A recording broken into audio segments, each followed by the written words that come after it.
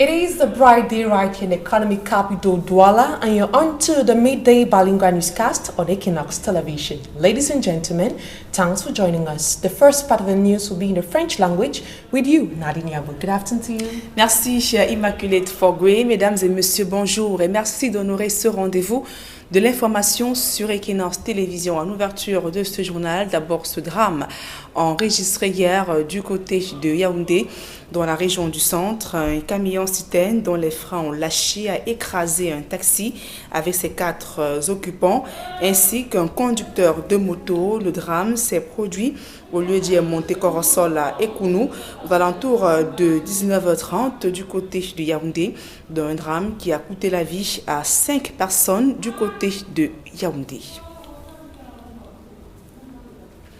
Tout autre chose à présent, le Conseil électoral rejette les demandes de l'opposition pour une prorogation des délais de dépôt des candidatures municipales et législatives. Réunis hier à Yaoundé, l'organe en charge des élections au Cameroun se donne donc 10 jours pour examiner les dossiers et publier les listes validées. D'autres précisions dans ce reportage de Guizou. Une pirouette, ça en a l'air. Alors que les journalistes venus assister à la deuxième session de plein droit du Conseil électoral de l'ECAM attendaient un échange avec les dirigeants de l'organe électoral, ceux-ci se sont contentés d'une déclaration à l'ouverture de leurs travaux au siège de l'ECAM. Il est donc question d'aller à l'examen des dossiers des candidats aux législatives et municipales.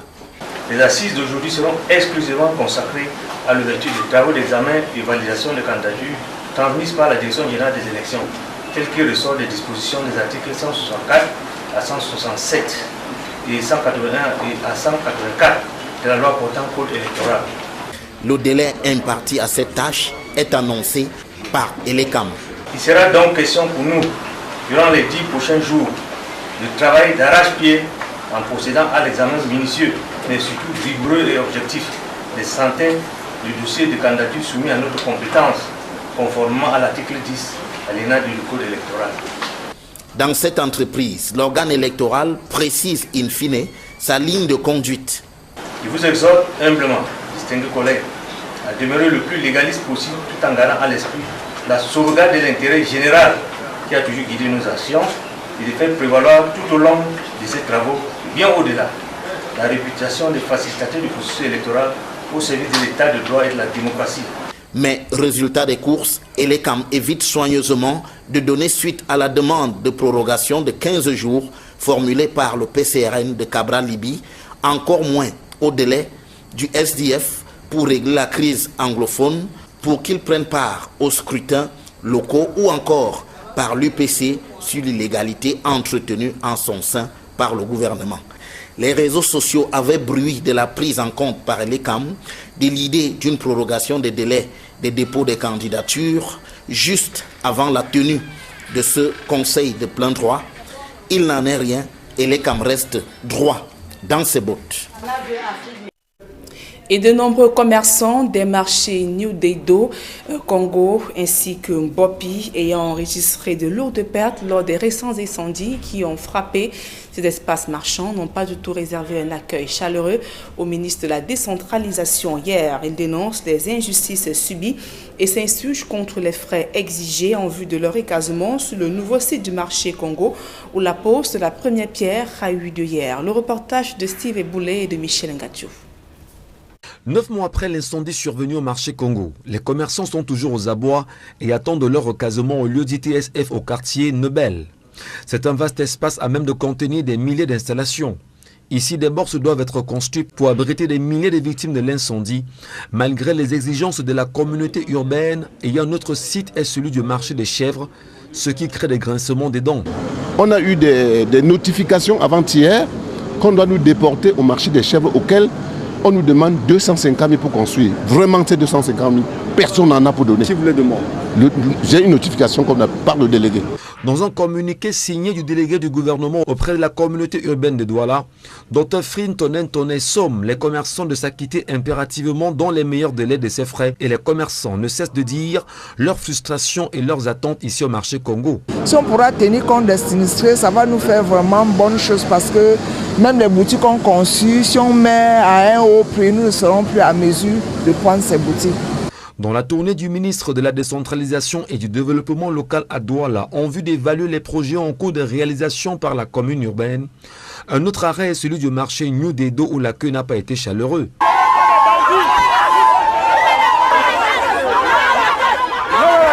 Le refus de voir le marché reconstruit, alors que dans ces artères, les visiteurs ont mis le doigt sur les réalités tout en choisissant d'en faire un état des lieux. Dans à peu près 2 mois, les installations d'attente seront disponibles pour que l'on recase les commerçants et que l'on puisse commencer les travaux de construction du marché de New Dedo. Heureusement, derrière les starting blocks, Neo Congo Mal du marché Congo pour redonner une chance aux commerçants dans un espace marchand moderne dont le financement connaît des réalités.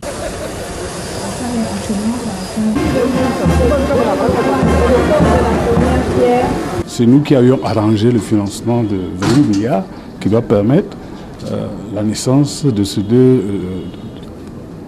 Neo Congo Mal.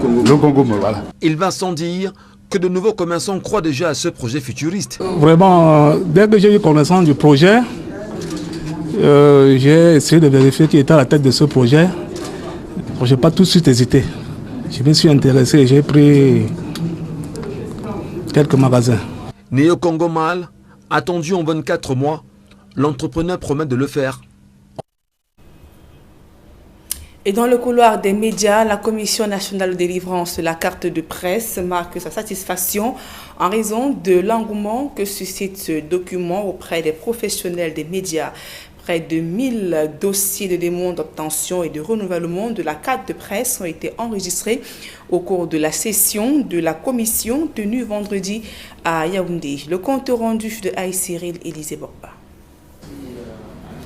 Au terme de la session tenue à Yaoundé, la Commission nationale de délivrance de la carte de presse se satisfait de l'engouement que suscite la carte de presse auprès des professionnels des médias. Plus de 1000 dossiers au cours d'une session, cela traduit l'engouement que suscite cette carte de presse. Et nous invitons les uns et les autres qui n'ont pas encore déposé leur dossier ou qui ne se sont pas encore hâtés à détenir cette pièce, qu'ils auront de plus en plus de difficultés à opérer comme journalistes dans les jours à venir. Sur plus de 1000 dossiers de demande d'obtention ou de renouvellement de la carte de presse enregistrée, 30 ont été rejetés. La commission rappelle l'importance pour le journaliste au Cameroun de détenir une carte de presse. Sur le théâtre d'opération, c'est cette carte d'identité professionnelle qui permet de faire la distinction entre le journaliste qui est en situation professionnelle et le commun des citoyens. Ensuite, pour les institutions, il est indiqué qu'il faille toujours exiger du journaliste la présentation d'une carte de presse qui est la carte d'identité professionnelle du journaliste, qui permet à celui qui reçoit le journaliste de savoir qu'il est effectivement journaliste et dans quel organe il opère. Les premières cartes de presse avaient été délivrées en 2016 pour une durée de 2 ans. Mais par une délibération spéciale en 2018, la Commission nationale de délivrance de la carte de presse a rallongé la durée de validité d'1 année supplémentaire. À présent, ce public reportage, le village Obak et ses environs connectés au réseau MTN à la Rural Star Solution. Le dispositif qui fonctionne à l'énergie solaire est implémenté à proximité d'un hôpital et fait déjà le bonheur des usagers. Ceux-ci ont désormais accès aux mêmes services que ceux installés en zone urbaine. Reportage. Situé à Okola, dans le département de la Léquié, le village Obak est désormais connecté au réseau MTN. Le leader de la téléphonie mobile vient d'y installer un équipement baptisé Rural Star Solution. Une solution simple, pratique et adaptée qui permet aux populations environnantes de jouir des mêmes avantages et de bénéficier des mêmes services que celles installées en milieu urbain. L'équipement que vient de visiter une équipe de la Direction Générale de MTM Cameroun est implanté à un jet de pierre de Maghrabi ICO, Cameroun Eye Institute, un hôpital de référence dédié à la prise en charge des maladies oculaires. Une aubaine pour les patients, mais également pour le personnel qui y travaille. Je viens aussi d'apprendre, et je ne le savais pas, qu'au-delà de l'accès au réseau téléphonique MTN, il y a aussi des possibilités, surtout en ce qui nous concerne. Nous sommes très intéressés à la télémédecine. Et la télémédecine, c'est plusieurs choses. C'est les cours à distance depuis l'étranger, c'est des consultations conjointes entre nos experts ici et des experts du monde entier. OBAC fait partie de la trentaine de villages déjà couverts par la Rural Star Solution. Plus que jamais, MTM Cameroun accroche les zones rurales dans sa politique d'extension du réseau. Dans notre grand projet d'approcher les communautés qui n'ont pas toute la capacité d'être aussi dans un centre urbain, nous avons cette nouvelle solution qui fait partie au fait des 30 premiers que nous avons installés au Cameroun, qui permet à moins de coûts, parce que ça utilise les plaques solaires, de mettre le réseau, même avec une capacité de 3G à la disposition d'une communauté qui en a besoin, et qui également profite de beaucoup d'éléments venant au fait des centres urbains, notamment des activités de mobile money, browser sur Internet, d'avoir des informations, tout ça. Science tenante, en visitant les infrastructures de l'hôpital et en échangeant avec les populations, des essais ont été faits pour s'assurer que le dispositif fonctionne à merveille et que le village OBAC est effectivement connecté au reste du monde grâce à MTM Cameroun. À présent, la deuxième partie de ce journal en langue anglaise avec vous, Immaculate Fogui. Once more, good afternoon to you, Nadine Yambo, and to you, ladies and gentlemen. Thanks for staying with us for the second part of the news, that is in the English language. We begin with a sad story. A fatal road accident has left 5 persons dead yesterday evening in Yaoundé. The accident was due to a brake failure suffered by the lorry driver. The accident took place in Ekunu, that is a locality in the political capital.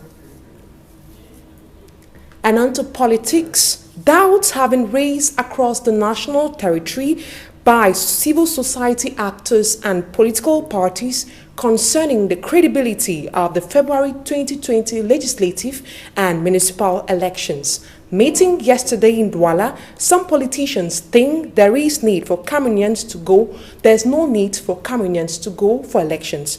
Let's take a listen to the Secretary General of the Popular Action Party, Fabrice Lena. If the Anglophone crisis is not solved, if there is no ceasefire, the stand-up for Cameroon political parties, individuals and leaders will not be part of the dubious and fraudulent election organized by the Yaoundé regime to continue deceiving the Cameroonian people.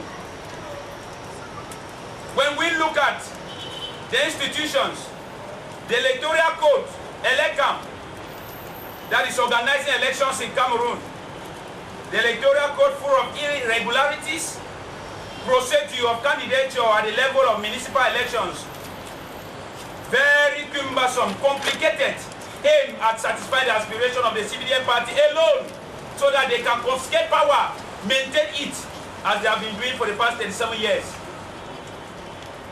ELECAM is a body that is designed by the CBDM regime never to even give respect to Cameroonian people. That is why at the Constitutional Council, that was a glaring example after the 2018 presidential elections. They defended the interests of their party, making clear to Cameroonians that we are not there for you. We are there for ourselves, for self-aggrandizement, to steal taxpayers' income, to maintain power till they do us part. And that was Fabrice Lena, Secretary General of the Popular Action Party, speaking there. And on the part of the National Reconciliation Party of Cabral Libi, they are requesting that Elections Cameroon give more time for the running of the 2020 municipal and legislative elections in Cameroon so they can deposit their files. Let's take a listen to Aisha Inua, a member of that party. The intervention of the president of the Cameroonian Party for National Reconciliation, listing a number of irregularities and difficulties faced by militants of this party and other political parties in Cameroon. And so by so doing, he listed some major and impacting differences and obstacles faced, amongst which are the irregularities, especially the refusals by mayor, by subdivisional officers to sign some important documents, because we are actually going in for an important election in the country. It's a national election, which is considered international-wise, let me put it that way. So we in the Cameroonian Party for National Reconciliation have observed a lot of irregularities, and our president just pronounced himself, saying that beckoning, for the Constitutional Council to consider, if possible, why not 15 more days, so that the candidates should be able, to gather their documents as they were supposed to do, because most of them were not given the opportunity, since they were distracted and they were forbidden, let me put it that way, for them to have, for instance, their extract of birth certificates and other documents of, let me say, one of the documents is that the certificate of nationality. So many people were did not find it difficult, to constitute all their documents and hand over. So we are begging and beckoning to the Constitutional Council to kindly grant us 15 more days, that's the Electoral Council, to grant us 15 more days, without which we are going to have a consensus in our political party to know if we'll be going for these local elections or not, because it's something very, very risky for the party or the country to go in for a local election that it's actually an election that constitutes the entire national body. And so Meantime, Eno Abrams Egbe, Election Council President, has expressed satisfaction regarding the high level of mobilization by political parties. He explained that though some difficulties were encountered, they were able to overcome all those hitch-free. He spoke this during a meeting held in the political capital, Yaoundé. Let's take a listen to him in this excerpt. In this same hall took place the first session as of right of the Electoral Board, during which we adopted the final plan of action and we charted the course for successful preparation and a harmonious organization of the impending legislative and municipal elections. Freshly returned from your respective trips on the field, permit me wish you not only a warm and cordial welcome back, but also to express my satisfaction for the positive echoes I received on the heels of your interventions in the various election branches that we visited during the past 10 days. Regardless of the difficulties in gaining access to certain areas, we have overcome the obstacles and dangers with the ultimate goal to accomplish the noble and exacting missions devolved on us. Such resolve is an eloquent mark and testimony of the commitment to Republican values and to the sense of patriotism. Ladies and gentlemen, all through our recent trips on the field, we could perceive within the political parties a high degree of mobilization, increasingly reflected in the form of alliances and coalitions aiming at conquering the different seats in competition. In the meantime, we registered electors who were very busy working on the provisional list in order to identify potential modifications worth making on the registers prior to the publication of the final electoral registers. We observed that even though submissions of the nomination paper witnessed a timid start across the national territory, it is worth noting that a large number of these candidatures have been received at the Directorate General of Elections within the statutory time frame as laid down under Section 164 of the Electoral Code. There is hope, therefore, that the enthusiasm will be witnessed as in the past elections and that electors will be conveyed massively to the polls on the D-Day in order to exercise their fundamental right to vote for the choice of their future representatives within the National Assembly and Councils. The MIMI, therefore, sees this opportunity to commend the action of the government and the security forces for the useful practical support they have been providing us in order to better prepare and effectively organize the legislative and municipal elections of 9 February 2020. And that was Eno Abraham Egbes, the Election Council President, speaking there yesterday in the political capital, Yaoundé. And we move to something else. The Commonwealth, La Francophonie and the African Union have issued a mission statement on the security situation in Cameroon, notably in the northwest and southwest region of Cameroon. One of the key points in the statement is that every Cameroonian deserves peace. Details with our reporter, Innocent Aze. It was a marathon field inspection visit by the Minister of Decentralization and Local Development, George Elanga Robam, in Douala, alongside an administrative delegation.